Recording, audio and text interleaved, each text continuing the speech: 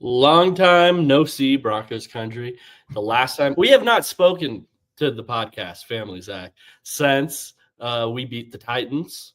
It doesn't really feel like a win right now from my Twitter. It feels very depressing.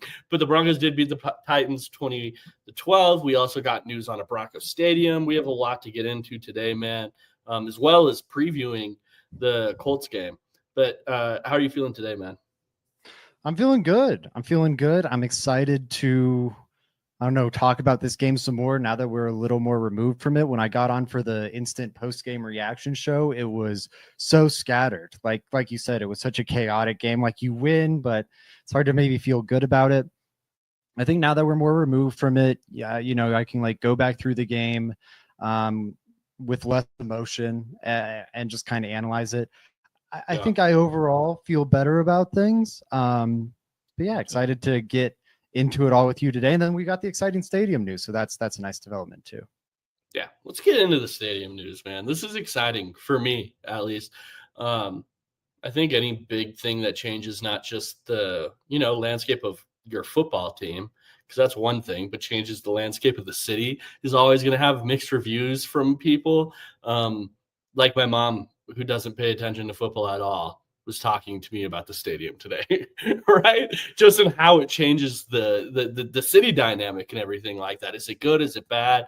Here are the reasons why I don't like it. Here are the reasons why I do like it. But as far as building a new stadium goes, just generally, I have a hard time being mad at all. I am actually stoked about this new stadium coming to Denver. I love that it's staying in Denver. It's obviously at the Burnham Yard area, which, man, when the idea was more of a rumor of, hey, the Broncos want to do a new stadium, I thought they would have to move it out of Denver. I think it's really cool that they found a way to keep it in Denver.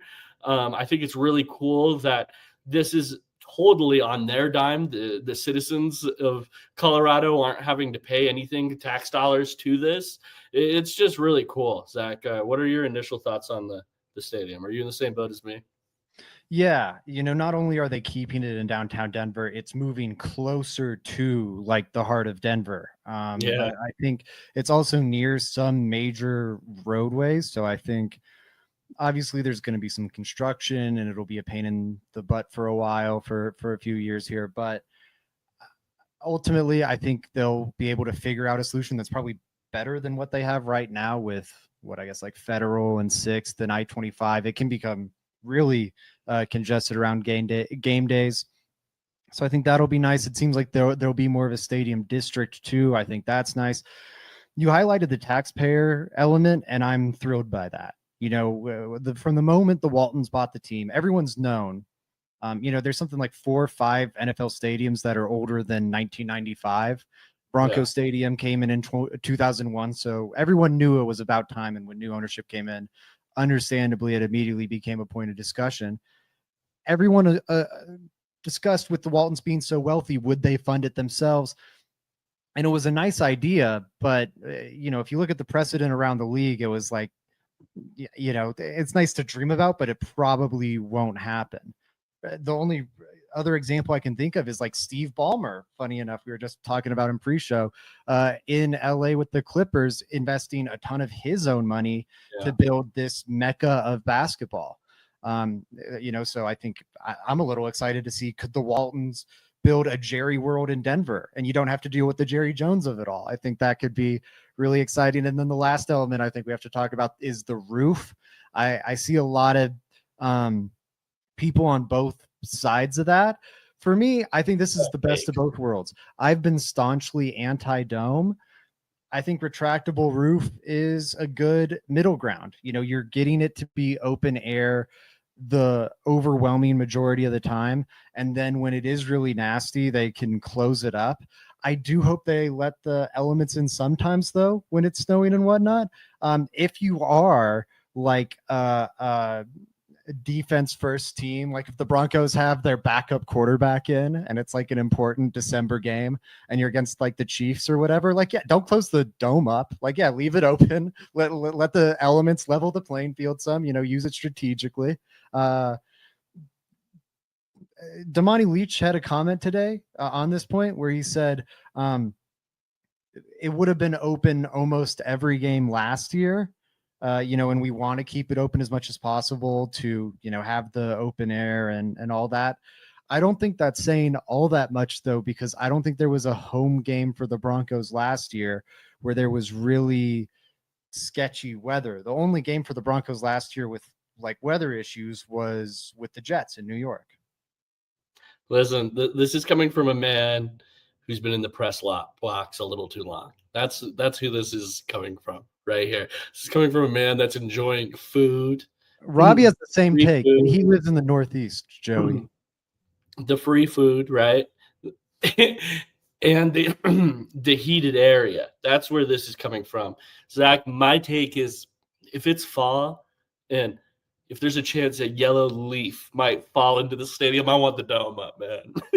give me the dome. It's too cold out here. I want to be able to wear my jersey short sleeve in there the entire time through. I want to be comfortable. I don't want to go in there, it be snowing. I can't feel my hands, but it's so fun. I'm not one of those weirdos. I'm not one of those guys at all. So I don't support that.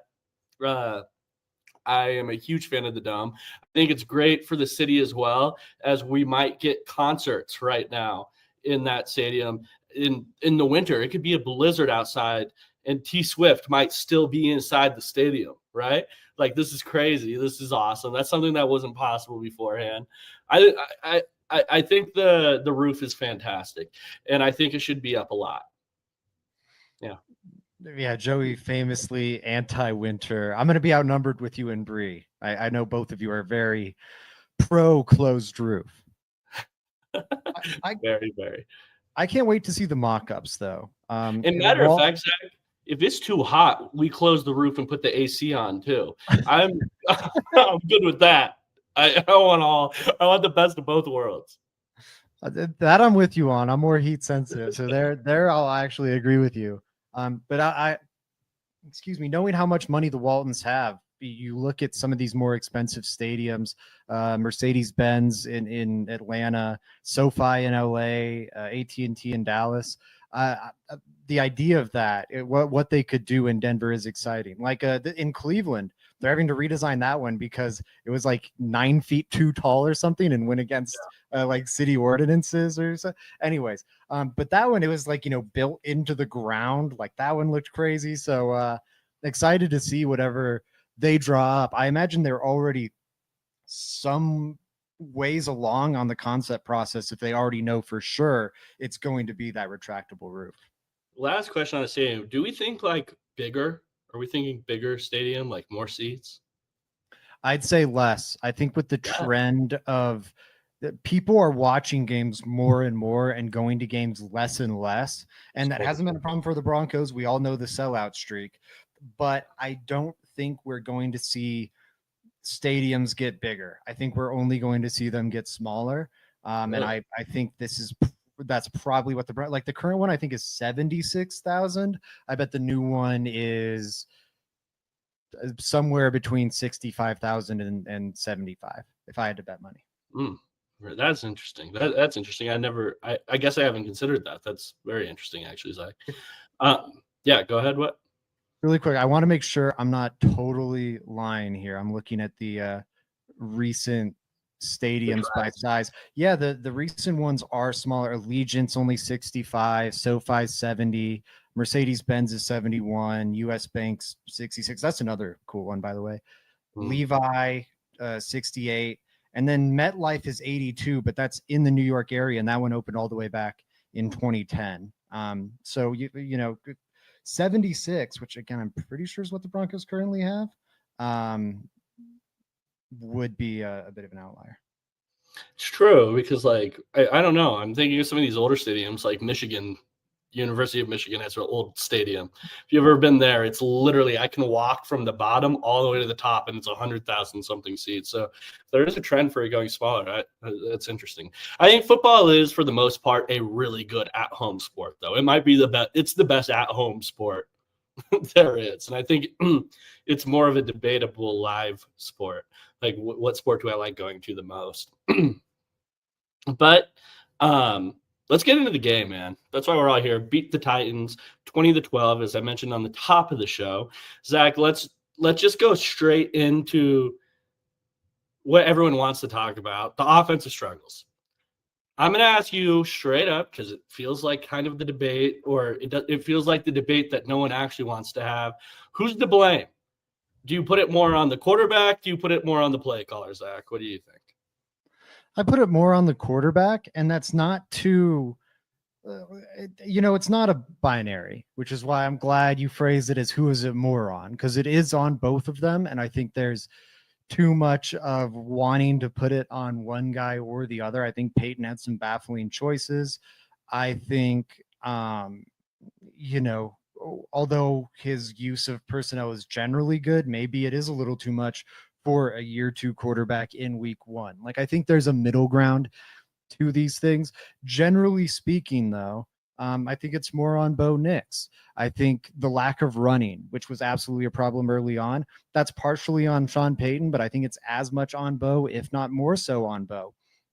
When you look at all the checks at the line of scrimmage, and it's been brought to my attention that some of those checks were out of pass plays into different pass plays, apparently.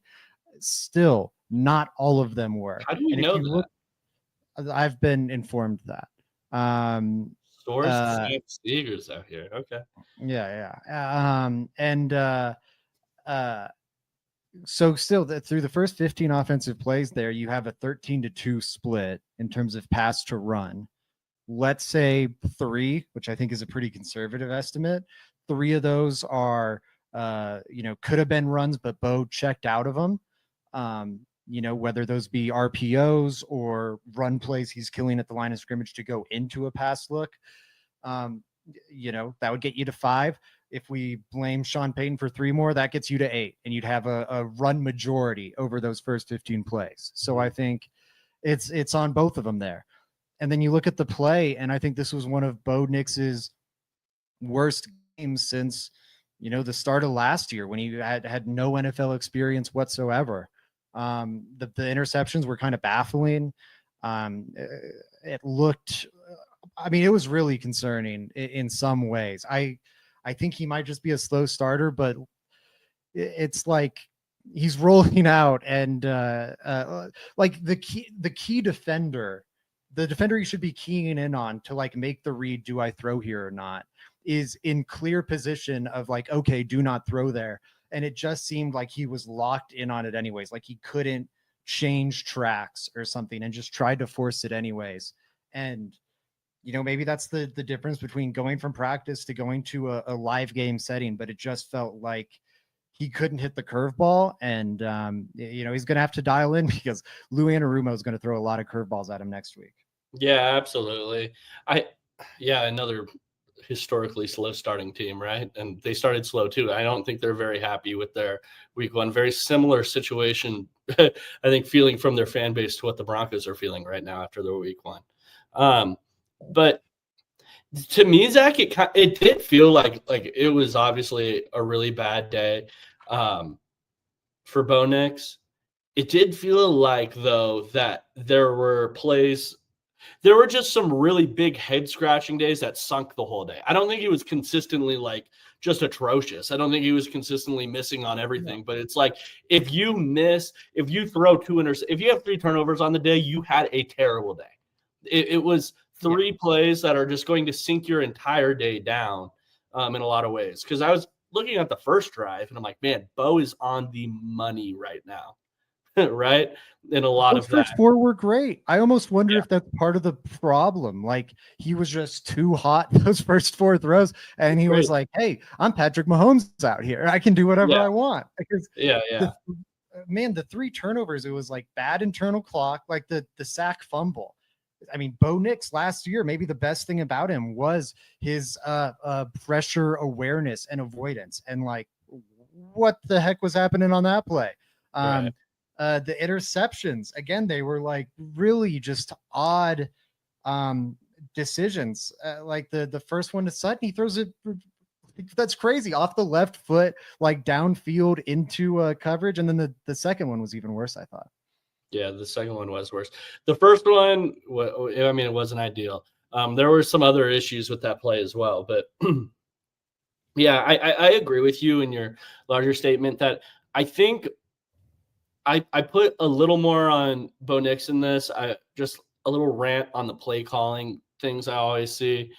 Man, it get frustrating as somebody that will watch the film and everything like that to just see all of the complaints about play calling and me sitting and watching the broadcast thinking, man, I really can't complain about the play calling, even though I really want to, because the Broncos aren't performing good until I see what the actual play was. Because you can't on the broadcast even see what the play is. It happens once. There's no rewind button. If it's a run play, it's hard to even diagnose play after play after play. Nonetheless, like a route concept, you're not even seeing the route concept. You don't know what the quarterback's 1, the 2, the 3 is. Like you don't know any of this type of stuff until you get into the all 22. I just think it gets really frustrating. It's nonsense outside the loudest examples, like the fourth down, which if we want to talk about like things that are Sean Payton's fault, like that was baffling. The play was there for Bo Nix to make it. I don't care. Like I would be saying the same thing if Bo Nix hit the bomb to Cortland Sutton wide open. I would have been like, hey, glad it worked out. What the hell are you doing there, Sean Payton? Like that's such an unnecessary risk. It could have gone so wrong. The defense of it about, well, we could have had a field goal or a punt blocked and then it's a scoop and score touchdown. Fair. What happens if Bo Nix, while he's back pedaling from a zero blitz, gets hit while he's throwing a bomb downfield, the ball gets fumbled and Jeffrey Simmons scoops and scores it? Like, isn't that also, what if he throws a bomb downfield, a blind bomb downfield, it's intercepted. And because everything was so condensed, there's no one really out there to tackle the corner. And they pick six it. Like, not the most likely thing to happen, but neither's a punt block or a field goal block getting returned for a touchdown. So I just, anyways, like those things, I'll hear you on the play calling complaints. You're down 2 touchdowns and like running on 3rd and long or 2nd and long. Those like really loud play calling mistakes, I'll hear you on, but so much of it is just like, well, the play isn't working. And so that's upsetting to me. And oftentimes it's oftentimes it is coaching. Like if you just want to talk league wide, oftentimes it is coaching. Oftentimes it's the players too. Like I think it's more often the Jimmies and Joes than the X's and the O's. And that's them being good and them being bad. Yeah, exactly. Yeah, I agree. I think you nailed it. You hit it right on the head there, Zach. It just gets frustrating after a little bit, just constantly having to hear about give the play calling duties to Davis Webb. The most we've seen Davis Webb call it plays is a preseason game against vanilla defenses. He called it against the most base looks you'll ever get. Yes. And yes, he was more aggressive in the preseason than Sean Payton, but who the fuck is drawing up double moves and stuff like that in the preseason? Davis Webb, of course, scoring. Like I don't think all of this is happening in the regular season, or Davis Webb might just be a great offensive coordinator, but where is the proof or evidence of that actually being something that is worthwhile? Stripping away potentially a Hall of Fame play caller in Sean Payton, right? One that's been to a Super Bowl, has had unreal success through his resume with the offense, and giving it to a person that the only success we've ever seen is in a preseason game. It's just so silly. I can't even wrap my head around it. Look at Joe Lombardi. This is a guy who called the whole preseason offense for the Broncos in 2024. Broncos have the 2nd highest scoring preseason offense, for whatever that's worth, in 2024. What has he done outside of the Sean Payton system when he's been asked to call plays? Hasn't looked pretty. He hasn't really lasted long, and he's gotten fired, and then he's gone back to working under Sean Payton. I think highly of Davis Webb, and I think he'll have a good coaching career. Yeah. But the idea that it's just so silly to me. Like, I don't know. It's just It'd be like if after the DJ Moore game against Patrick Surtain, where DJ Moore, I think he was with the Panthers at the time, had a bunch of receiving yards on PS2. If we were like, oh, bench PS2, Yeah. you got to bench PS2, just like so ridiculous. Except that would have been more reasonable because I don't even think this was like a god awful. I don't even know. I guess comparable, but PS2 at that time was a second year player as opposed to Sean Payton, who's one of the more established play callers in the game. It's not to say he's not without fault. We can criticize him and say, I didn't like what he did here and there and here and there without saying, like same thing. Surtain didn't have a good day today. We can say that without having to say, put Chris Abrams training for this bum. Like there's a middle ground. Or without saying he would have been better off taking a knee on the fourth down. Like, I don't know. That's the Lord. That was the crazy. You guys follow me on Twitter. You guys follow Zach or Robbie, I should say. You'll know what we're talking about. But okay, so how concerned are we about Bo Nix or Sean Payton going forward? Let's start off with Bo Nix. Are you concerned with him past this week? Does this put much fear in your heart? Just a week one bad performance? Not any more than I had before this game, but I think I already had it. I think more of Broncos country has just come down to where I was. The dialogue this whole offseason was he's already better than Geno Smith, which, by the way, watch that Raiders-Patriots game on Sunday and tell me if you still feel that way, Broncos country. I'm just saying. But he's already better than Geno Smith. I did like a quarterback poll in June, July or whatever, and Broncos country voted him as like the 7th best quarterback in the league. There was a lot of I'm not saying from everybody, but there was a lot of shouting anyone down who didn't want to view Bo Nix as a surefire top 15 guy already. And I think what we saw is like, no, there's going to still be growing pains still. People wondering why there's a gap between like Jaden Daniels and Bo Nix. Like, look at their week one performances. Like, Jaden Daniels is more put together as a pro quarterback. And that doesn't mean that Bo Nix won't surpass him. Like, he very well could at some point in their careers. But yeah, he needs to put himself together some more. He has some big questions in his game still regarding like his management of pressure and whatnot.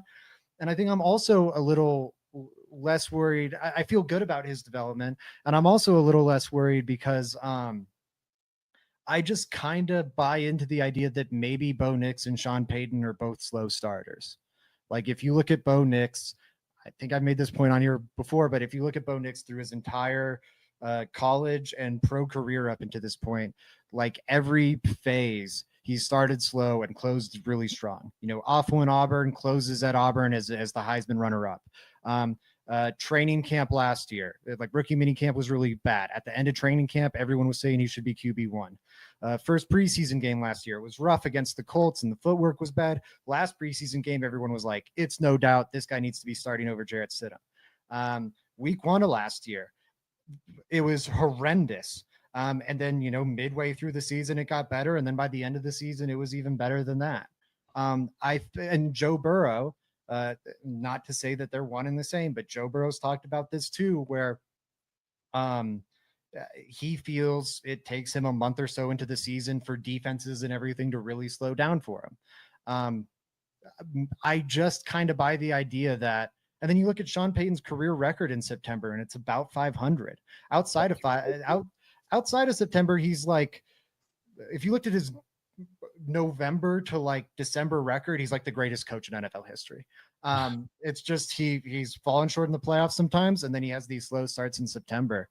But I just kind of subscribe to that idea more. And if we are here in week 5 or week 6 and the offense is still looking this subpar and Bo just looks lost, I'm still going to be concerned. I do expect them to right this ship quicker this year than it did last year, because Bo does have some battle scars. He should be able to just chill out some. Yeah. And Zach, adding on to this, I think week one last year, I was looking at him like, oh, he's completely lost. This week, I'm looking at him as like a lot of competent play, 3 terrible plays. He had some other bad plays, right? I'm not just excusing the entire performance, but his base from where he started last year to this year is a lot higher. even. Yes. That's where I would say his down-to-down consistency as far as a thrower is just a lot better. I mean, beginning of last year, Bo Nix was missing people by 5 yards almost every down, it felt like. And then It looked like he didn't belong at all. It looked like yeah. he did not belong at all. It's just he's starting off from a higher base. It's more so cutting out the negatives than having to build up any positives to me. Yeah. And I think he can do that. And I feel good about it going forward. I just think, there's some patience. Also, good they have this defense. To kind of transition into that, I think it's good they have an elite defense that can buy Bo Nix and the offense some time to work out the kinks. Before we get into the defense, though, Zach, I want to ask you about RJ Harvey in relation to next week, right? He played great in a limited role this week. Do you think this week's performance? Do you think we get more of a healthy diet of him because of this week's performance against Indianapolis? My bad. I think so, and I think it's more than just RJ Harvey in that. I think it's also J.K. Dobbins. I know he had that great run towards the end, but he looked, I think, generally a little slow, didn't offer you everything you were hoping he would as a ball carrier. And then, of course, it also has something to do with Tyler Bidet, not living up to expectations as a pass catcher. The Bidet and Dobbins ones, I think, are kind of obvious. But then Harvey, obviously the running was great. We didn't see a lot of it, but his carries were so good. He had the really long one, of course, but even like his first carry, I think it goes for like 4, 5, 6 yards, something like that. Was really, really impressive. He's just like smoked through a keyhole, slicing through the offensive line and all the traffic. I think he looked really, really impressive. And then he had, I think importantly, a pass protection rep, which I've been waiting to see. He didn't have a single one all preseason. He finally did it this week. Yep, just the one. And it looked good. I'm not saying he was like Travion Henderson or you got help on it, but it was encouraging seeing him get a body on somebody, right? It's not Jaleel McLaughlin or Philip Lindsay. Exactly. The guy, it felt like to me when the defender was going to swim over the top of him and the offensive lineman got a hold of him a little bit, but it wasn't like he just got ran through or was a pushover. He was up. Yes. And again, it does need to be better. Like hopefully that's not, but it's enough that, okay, we can play this guy on passing downs because he hasn't been playing on passing downs. They've either been, I guess, throwing him the ball some where he's going out for a route. It looks like, unless I'm missing something. No, he was out there for some, he was out there for a lot of receiving reps actually, but, I think he'll be used as a pass catcher and then as a runner. Now he can be, he doesn't have that obvious gap in his game, which I think will help him stay on the field, which is obviously huge. And then, he just gives you so much more than all the other backs in this room. I know they brought in Deuce Vaughn today. Deuce Vaughn is the new practice squad player that everyone tabs as the savior. It's been A.T. Perry before. It was Tyler Bidet last year. Everyone, I want you to remember the conversations we were having about Tyler Bidet last year and why is this guy in the practice squad? Why is he play? He's the guy who could save our run game, and then how you felt during this week 1 game. All right. And maybe apply that to A.T. Perry and Deuce Vaughn because it's probably the same thing. In a best case scenario, odds are they don't even make the roster. It's funny how A.T. Perry's college hype has carried him from Wake Forest here. Like, I don't even remember A.T. Perry being that, like, I don't yeah, I don't know. It is crazy. But all right. Zach, defensively, the Broncos were amazing though. I want to flip it to more of a positive thing. They looked unbelievable.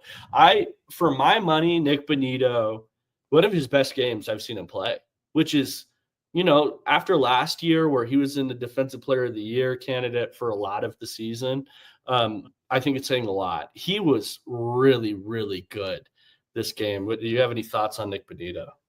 Yeah, just what you said. I think this shows another step in his evolution, which is crazy, but this is the second year in a row after week 1, or even week 2 or what, I forget when it would have been last year, but definitely early in the season, where we're having the same Nick Benito conversation, which is, and then it's the third year in a row in general, which is, man, look at the leap guy has taken from last year.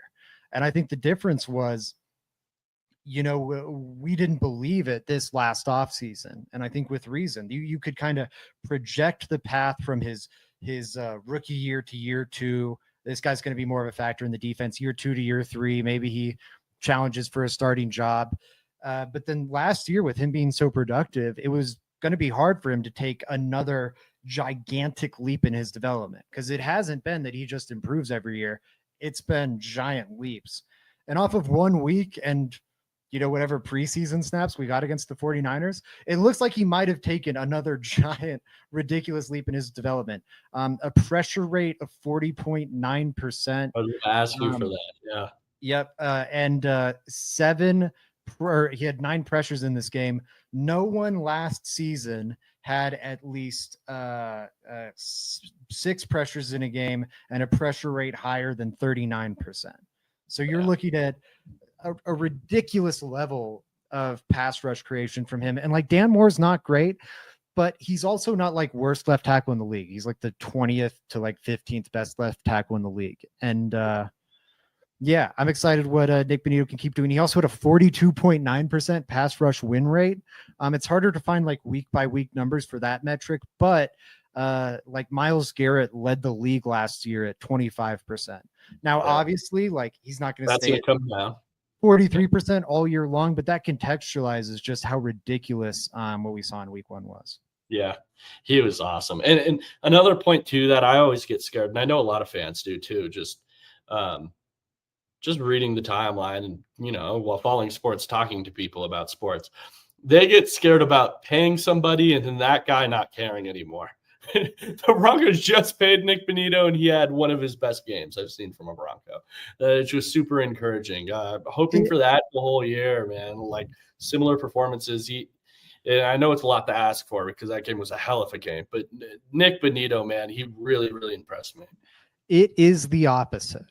If you know your organization is going to take care of you, you're less inclined to be making career decisions on tackles and whatnot, because hey, maybe I get beat up or whatever, but my organization still got me. They're not going to like nickel and dime me or whatever, like the Cowboys did Micah Parsons, where they're like, well, maybe we can't pay this guy because he missed games. Like, in terms of like a culture perspective, it's absolutely bad. Also, it trickles down. The young guys coming up are seeing this happen to Nick Benito, seeing this happen to the guys that are doing things the right way. And it's like, hey, if I do that, then Broncos will take care of me. And you pay guys early. And then the other thing is there'll be savings for a little bit, and then you pay them early again. And it keeps them engaged. Like, some guys are built the wrong way, and you'll pay them and they'll totally check out. I don't think those are the guys that, not to like buy into empty platitudes too much, but those aren't the guys that like Sean Payton and George Payton are bringing in. I think they are emphasizing so strongly like the love of football and like high football character and all this stuff that I'm not worried about many guys checking out once they get their payday. Yeah, that's encouraging to hear. That's an encouraging statement. Another thing that I think Broncos country had questions about, or at least it felt like it the entire offseason, was Riley Moss, man. People were really questioning after his injury last season, his performance after that. It just wasn't very up to par. Targeted 8 times, only gave up 3 catches for 22 yards in that Titans game. Came back, and I figured, and I know you did too, Zach, that he would come back when he's healthy and play like he did, because we saw it. When he was healthy last year, he looked really good. I thought we saw that this week as well. Sorry, I was looking up stats. Yeah, I thought he looked much improved this year. He was, or not much improved, but much improved from what we saw at the end of last year when he was beat up. And he got targeted a lot in this game. He had 8 targets. That's going to be a constant with him playing opposite Pat Surtain. And like you said, 45.8 passer rating allowed when targeted. A passer rating of 39 is what you get for just dirtying the ball incomplete. So he had a really tremendous game. I just think, and I'm glad he did it. because it was also in some flashy ways, blowing up some screens in the backfield and whatnot, because I think he really is one of the best number 2 cornerbacks in the league. And his injury last year just made everyone forget that. And, it's nice to see him reaffirm that, which, while we're on the point of cornerbacks, I'll say, goodness, Patrick Surtain. He followed Calvin Ridley around the field all day long, lockdown coverage, even when he wasn't playing Calvin Ridley. Cam Ward didn't even look his way. 36 coverage snaps. He was only targeted the one time, and on that one target, he had a pass breakup to force an interception. One time looked his way, and he got his hand on the ball. He made a play on the ball the one time the pass went his way. That is, really some nutty stuff. He won't go back to back for Defensive Player of the Year, but man, if anyone could at corner, it would be PS2.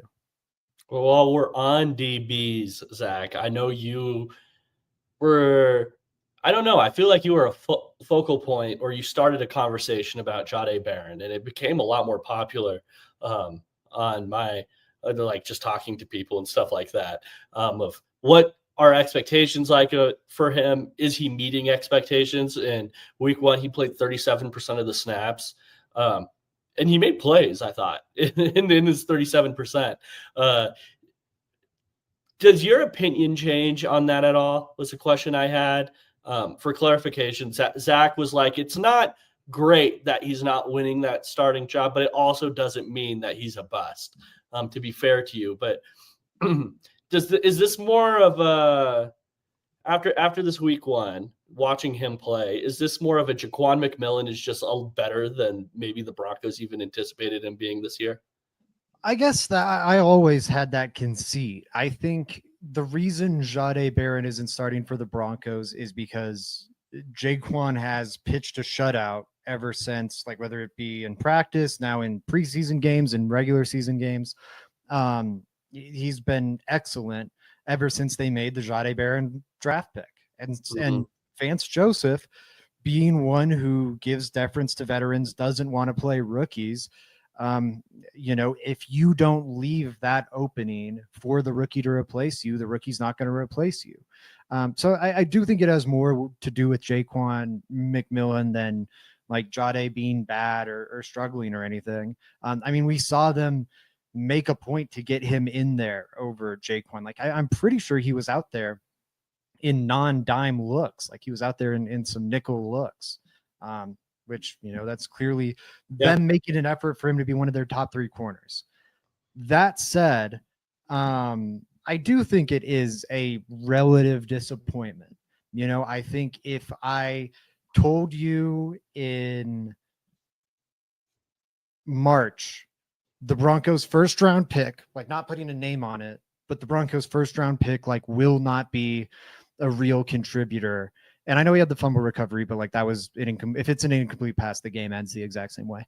Won't be like a real contributor in week 1 of this season. I think, considering they had a top 20 pick, you'd be relatively disappointed with that. I think even after knowing it was Jahdae Barron, like, I don't think anyone was saying it's impossible that he starts the season on the bench, but our conversations in May, in June, in July on this show were not, well, he'll probably start the season on the bench behind Jaquan.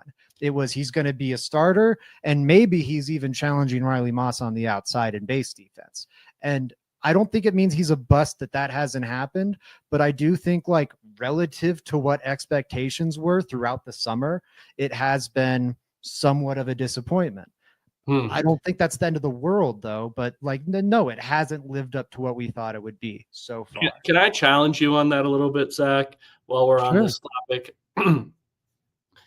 I think, though, like, a big talking point, if we're going back to what was, like, what we were discussing here on this podcast in the offseason was, well, no, it makes sense that the Broncos drafted a nickel, because look at Jaquan McMillan's tackle rate, for example. Look at missed tackles, how many missed tackles, how many times he gave up extra yards after. It was much more of a discussion of, we need a nickel back. And I think now that has been shut the door on. That has been the biggest difference. I don't think I don't think it's a disappointment because all that we've seen is a player be better than what we anticipated him being, or at least here on this show. That's my take. So I can't put it in that because, I mean, But has Jaquan been that much better? I guess is what I would challenge. Like, I don't think he's been. Has he missed any problematic. tackles? Because that was like the main point, I thought, of how many extra yards he was giving up after the catch.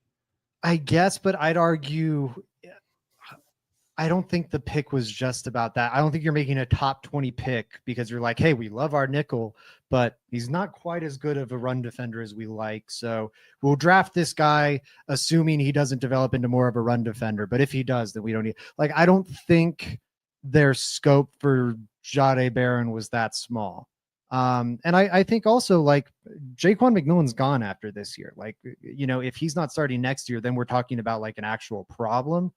I don't think this is a problem, but like, I understand why Vance Joseph hasn't given the job to Jahdae Barron, but I also guess I'd push back on the premise that, well, Jaquan's looked so much better than we expected, and that's more of the reason why that Jahdae isn't playing.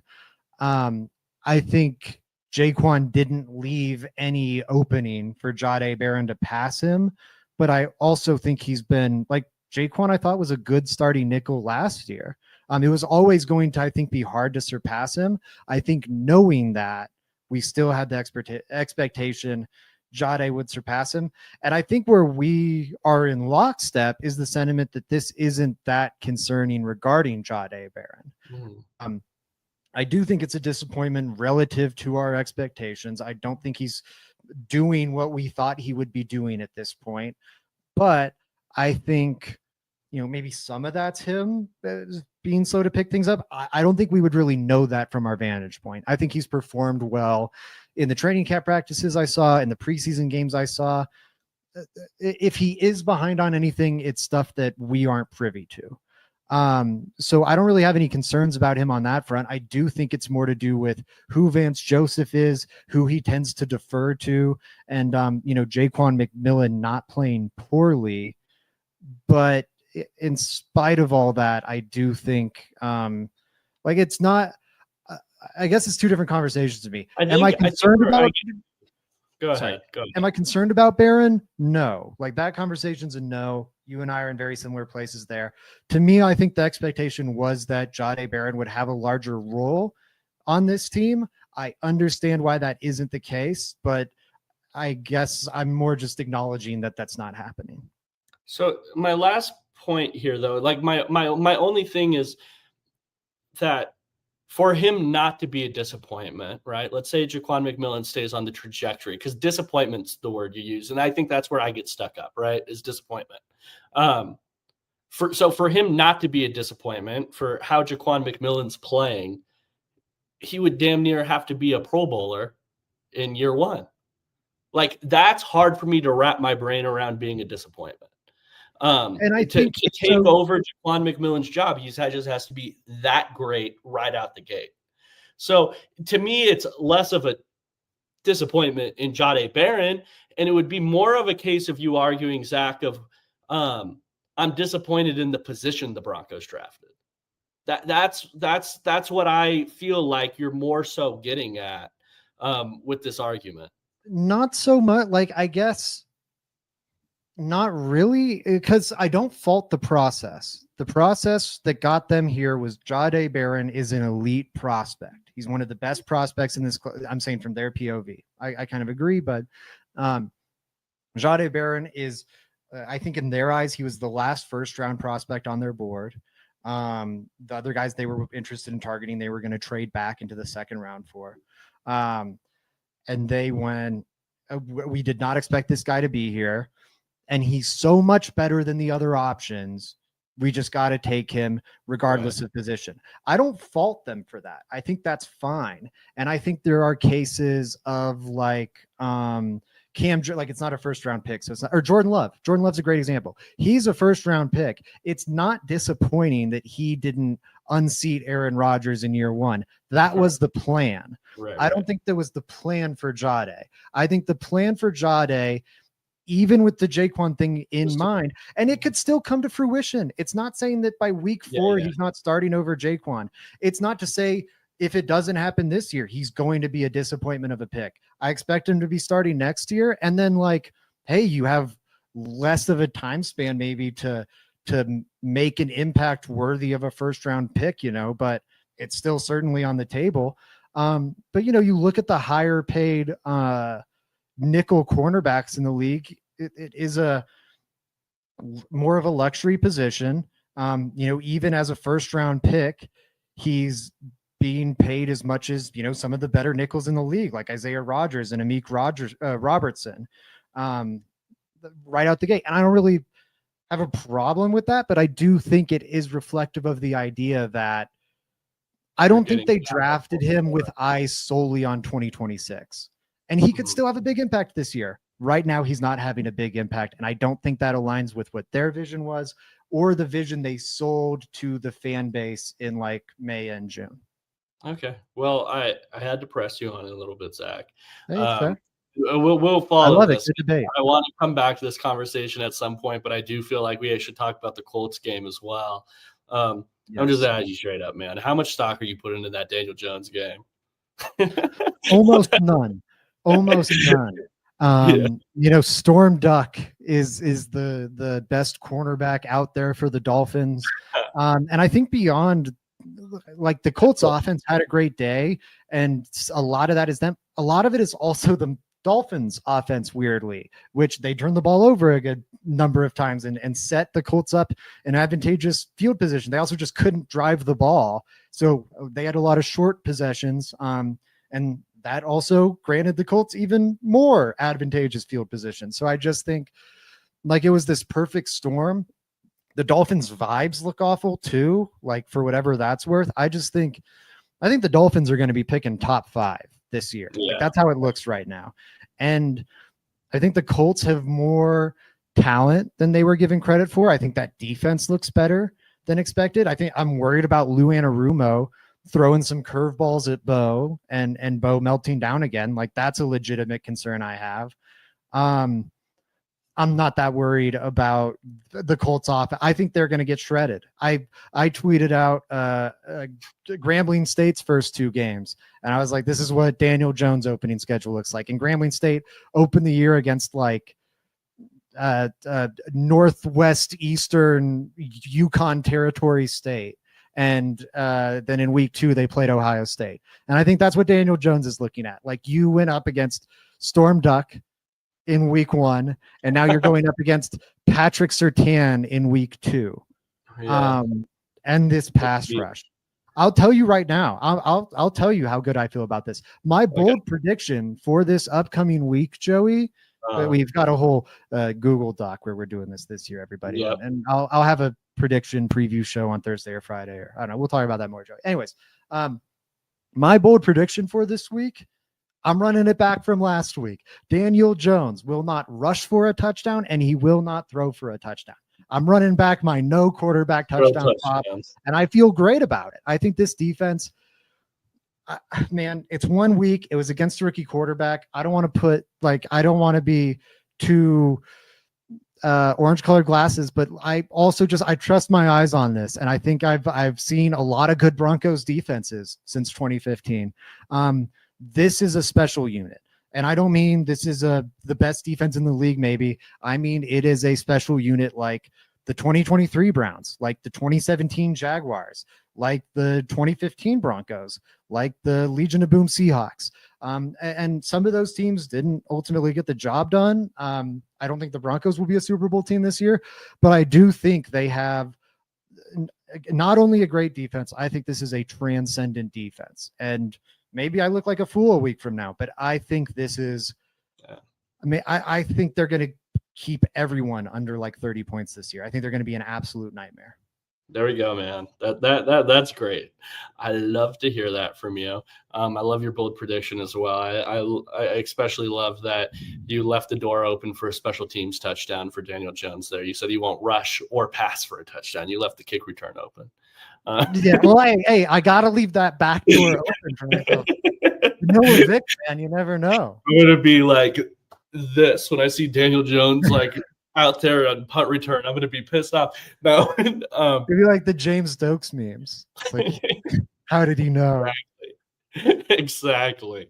Yeah, I'm in the same boat as you. I mean, when I see something as consistent as Daniel Jones being bad, I'm just gonna believe it until he has to prove it to me. It's not a 1 week against the Miami Dolphins Storm Duck is gonna be like, man, maybe the Colts got something going here with Daniel Jones, Danny Dimes, man, is he back? No, like I said, when you see something as consistent as Daniel Jones being bad, believe it.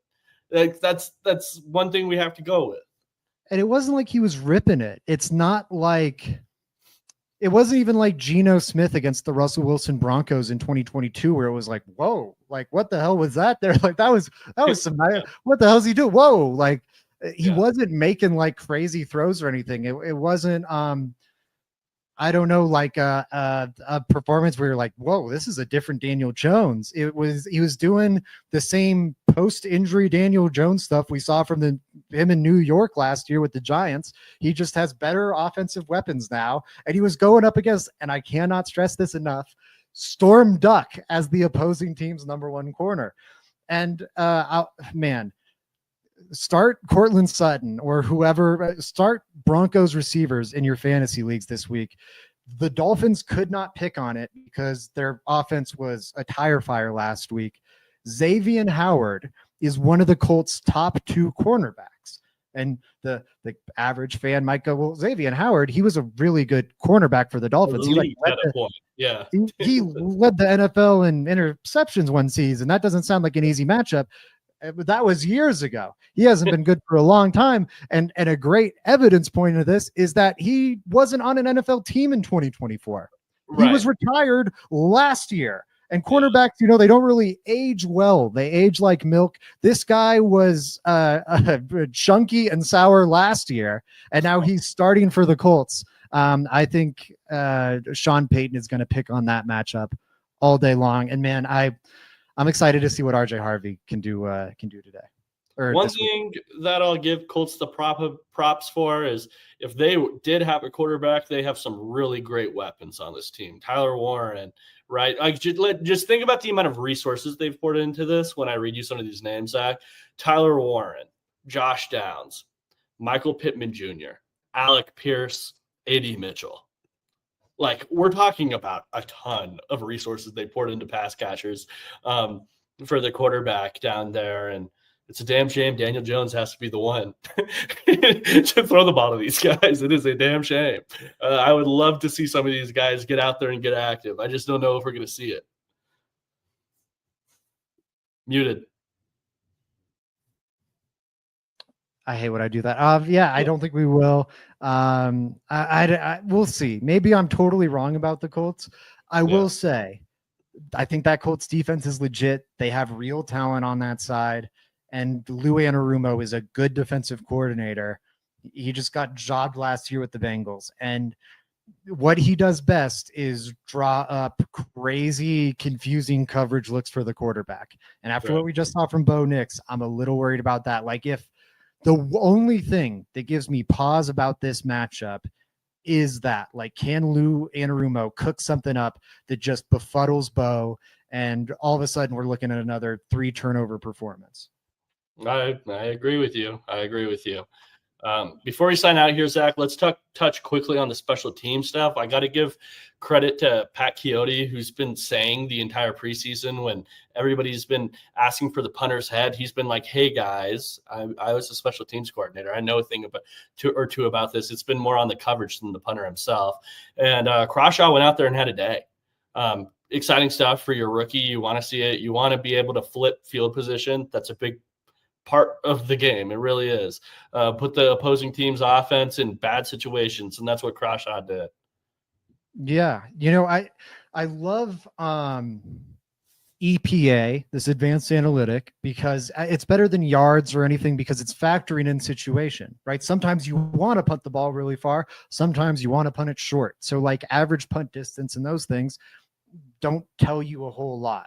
EPA factors in these details, looks at how advantageous is each punt really, and you learn more that way. Jeremy Crawshaw, in terms of average EPA generated per punt, which we're getting really nerdy here. Second best punter in the league in week 1. And I want to highlight this because I was on him all throughout the preseason and how he was like bottom 5 in any other metric. I would have been highlighting the EPA one if I knew it existed. I didn't know that existed until this morning. But now you look at him and he's at the top of the league in a metric I think is a whole lot more meaningful. Buy up that Aussie punter stock while it's still cheap. There we go. Yeah. Man, have you watched CU's punter? That guy's a baller too. I've been like, he looks shit. These Aussie punters, bring them up. Special teams thing really quick. Marvin Mims, awful muffed punt, but I thought he had a really nice job returning outside of that. I bet he three-peats as all pro or at least Pro Bowl returner. I love that too. The same way I said you want to flip field position, you want to flip it on the other side too. If Marvin Mims can put you 20 yards in a better position in the game of inches, you want to do that. So yeah, Marvin Mims, big part of the special teams unit as well. But yeah, guys, I think that's all we have for you today. Please make sure you are liking, subscribing. Make sure you guys are tuning in to Altitude Adjustment with Pat and Mario. Make sure you guys are tuning in to Full Field Read with Robbie and Frankie. We have a lot of stuff here going on here at Let's Talk Broncos. Tune in for all of it. We're like the one-stop shop, or that's what we want to be for all your Broncos news. So until next time, go Broncos.